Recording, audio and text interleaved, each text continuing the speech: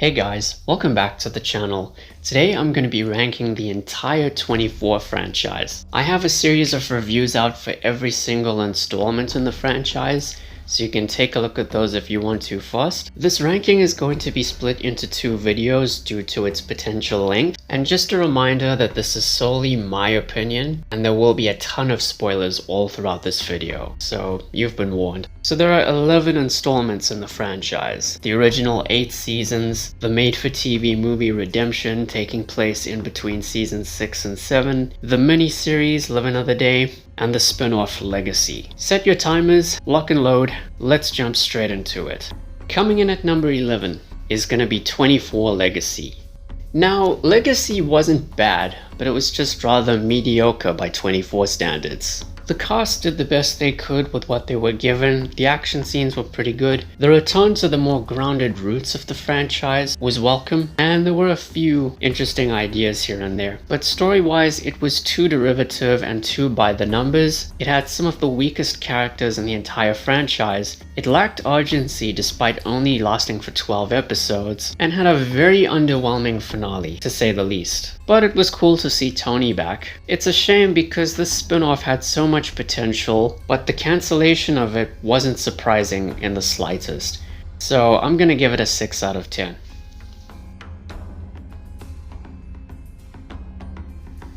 Coming in at number 10 is gonna be season 6. Boy oh boy, what a train wreck of a season this was. Again, nothing terrible, but just very lackluster and underwhelming. I almost considered putting this season right at the bottom, but unlike Legacy, at least season 6 had characters I cared about and had proper urgency to it. Not to mention better action scenes. The reason why this season was such a catastrophe is because expectations were sky high after season 5, especially with how it ended, and season 6 failed to capitalize on this. Instead of just picking up where season 5 left off with Jack being captured by Cheng-Ji, we jump 2 years ahead to when President Wayne Palmer negotiates for Jack's release. And for more than half the season, we have yet another Islamic terrorist in the form of Abu Fayed. Only after that does Cheng-Ji play somewhat of a significant role. Add in the Russians as well as Philip Bauer, and you have one villain too many this season. It was an extremely bloated season when it really didn't need to be, and because of that, some ideas aren't fully explored, such as a tortured Jack Bauer. And even the whole thing with one of the suitcase nukes going off after just 4 episodes was quite shocking, yet the season doesn't really do a whole lot to explore the outcome of that incident. Aside from there just being too much going on in the season, one too many familiar plot points were recycled, hindering the season's overall originality. The deaths of some of the side characters were also pretty underwhelming. Curtis was killed off after just 4 episodes. You know, he kind of acted out of character and turned on the CTU because he held a personal grudge against Amri al-Hassad. It was an interesting idea, but because Roger Cross, who portrayed Curtis, wanted to leave the show, the writers were unable to fully explore this idea, and so he was killed off pretty early in the season. Milo Pressman's sacrifice for the CTU when they're taken over by Cheng-Ji's forces was quite heroic, but at the same time I kinda wish it had been executed better. And even Wayne Palmer's death was pretty disappointing as well, not to mention his entire storyline about him being the current president and all that. He wasn't a very good president, in fact he might be among the worst, which is a shame because his brother David is arguably the best. And the writers just decided to retread what they did with David in season 2, with the White House secretary conspiring to overtake the White House and justify going to war with the Middle East. And his death made some of the previous deaths in the season feel in vain rather than meaningful, because Jack ended up killing Curtis to keep al-Hassad from being killed. Al-Hassad died to save Wayne, and Wayne ended up dying anyway, considering he contracted a brain aneurysm if I'm correct. So yeah, that was very anticlimactic, and if you were disappointed by all of this, well don't worry, so was I, and so was D.B. Woodside, who portrayed Wayne Palmer. And then of course, the real elephant in the room is the Jack Bauer family plotline. You see, at the end of season 5, Charles Logan was revealed to actually have been taking orders from somebody else. And then this person returns for season 6 and is revealed to be none other than Jack Bauer's brother, Graham Bauer. And worse, he was the one who ordered the assassinations of David Palmer, Tony Almeida, and Michelle Desler. Then we're introduced to Philip Bauer, Jack and Graham's father, only to discover that he was the one who ordered the assassinations, and that Charles Logan had been taking orders from him instead. And he's just a total monster in this season, you know. He goes on to kill Graham, and then proceeds to take Jack's nephew, Graham's son, to China to preserve his legacy? What does this have to do with anything, honestly? I mean, there's a reason James Cromwell found this character to be bizarre and didn't enjoy his time on the show. And he even condemned the show's use of torture as well. So yeah, what a total mess of a season. At least it had a good finale to wrap things up, and you have to commend the producers for acknowledging the faults with season 6 and vowing to redeem the show with season 7, which for the most part they actually did. But nonetheless, season 6 will still go down in history as the season that derailed the reputation of 24. So I'm gonna give it a 6 out of 10. Coming in at number 9 is gonna be season 8. The initial conclusion to the show, which I guess was meant to serve as a temporary ending to the story, was decent, but it totally paled in comparison to most of what came before it. The New York setting was a nice change of pace, the newly refurbished CTU looked cool, and it even included one of my favorite action scenes in the show, that being Jack Bauer in the full body armor, shooting his way through the tunnel in order to get to Charles Logan. Oh, that's Jack Bauer. That's gotta be. Did you hear what I said? That's Jack Bauer! He's coming for me! Mr. President, get up or I will kill you right here. And it just felt like a genuine culmination of most of what the show had revolved around. You know, we've got Islamic terrorists whose sole purpose is to take out their own president in order to prevent him from signing a peace treaty with the US. Charles Logan and the Russians team up to get revenge on Jack. And let's not forget the final scene of the finale with Jack saying goodbye to Chloe one last time before going on the run from the United States and Russian governments. Shut it down.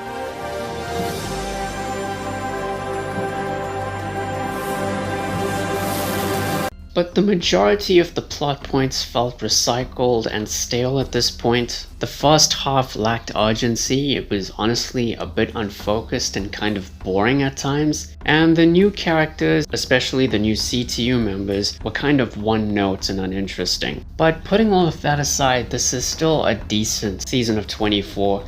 It's just not the best way that the series could have ended its initial run. So I'm gonna give it a 7 out of 10.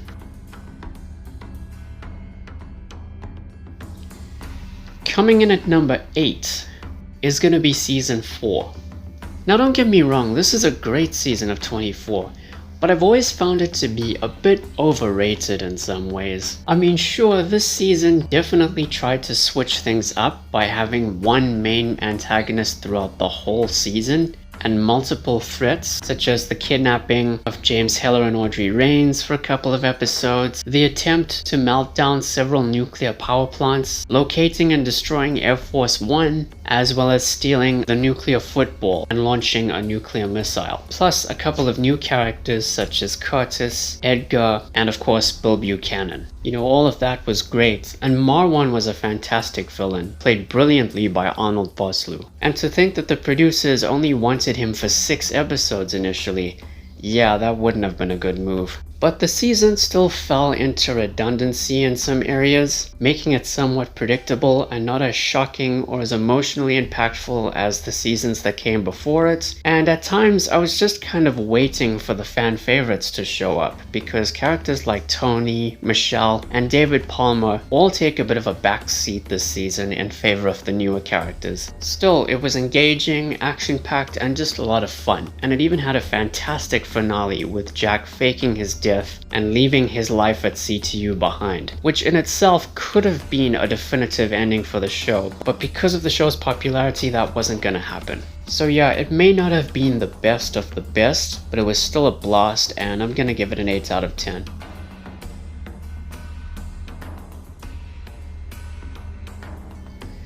Coming in at number 7 is gonna be Live Another Day.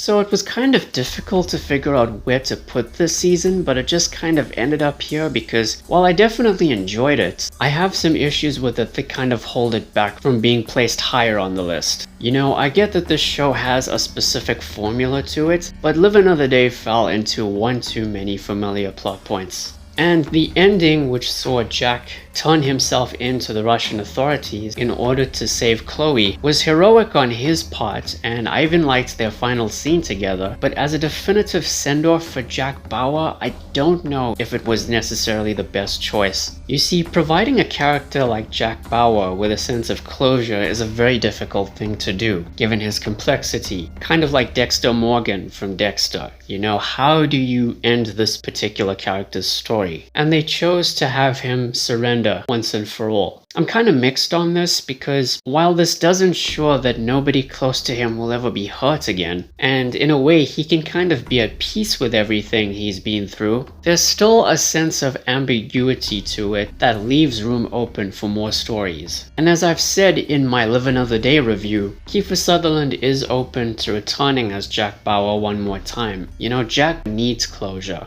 because right now, he's kind of lacking that one particular thing. It's all in the hands of Fox and Disney, you know, would they be willing to end this show a third time once and for all? I don't know. I mean, Showtime sure as hell isn't gonna give Dexter a third chance. But who knows, never say never. But there was still a lot to love about Live Another Day. The 12 episode count resulted in an urgency that hadn't been experienced before. We had some of the best action scenes in the season, such as the car chase with the drones, and the final showdown between Jack and Cheng-Ji. The return of several fan favorites, such as Chloe, James Heller, and of course Audrey Raines. The London setting, and even the new characters like Kate Morgan and Margot Al-Harazi, the main antagonist. And don't get me wrong, if you're a fan of this show and you haven't seen Live Another Day, this season will deliver pretty much everything you want, and possibly more. But it's not one of my all-time favorites, mainly because of that ending.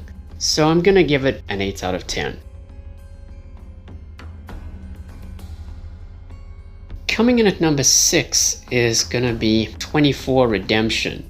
This was also another installment that was difficult to place on the list, mainly because it's a 90-minute movie, you know, it's not a 24-episode season. But story-wise, I found this entry to be somewhat overlooked and underrated. You know, we have the African setting of the fictional country Singala. We get to see a more human side to Jack Bauer now that he's working as a missionary. We have African militia as the main antagonists, that being General Benjamin Juma and Lieutenant Ike Dubaku. And there were even setups for what was to come in season 7, such as the introductions to President Allison Taylor and the organization Starkwood. Admittedly, the movie could have been a little bit longer, maybe somewhere close to 2 hours, because everything felt kind of rushed. And I wished we'd had a final showdown of sorts between Jack and the villains, because we never really get that, even if they technically needed to survive in order to show up in season 7. So yeah, on the whole, this is a very underappreciated installment that stood out, in my opinion, just for what it accomplished.